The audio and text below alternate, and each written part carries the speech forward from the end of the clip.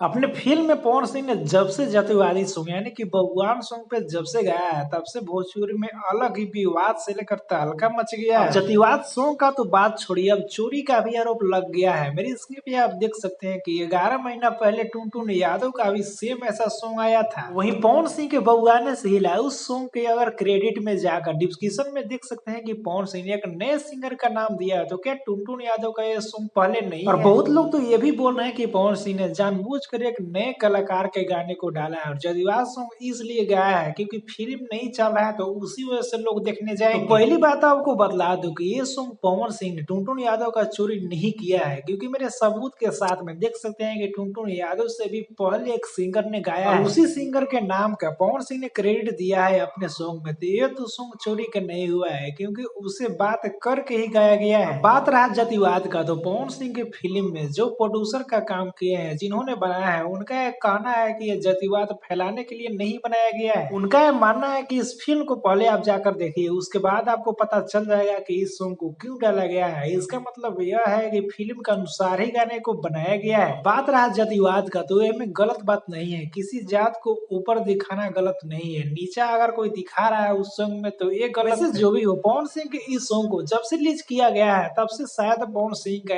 पहला ऐसा फिल्म का गाना है जो ज्यादा इस पे चर्चा हो रहा है और चल भी रहा है। इसके बारे में आपको क्या कहना है? अगर पवन सिंह के इस गाने को आप ही नहीं सुने हैं तो जाकर सुन सकते हैं। इस वीडियो को एक लाइक करें, लोगों तक ज्यादा शेयर करें। चैनल पर नए हैं तो हमारी स्कैन भोजपुरी यूट्यूब चैनल को सब्सक्राइब जरूर कर ले।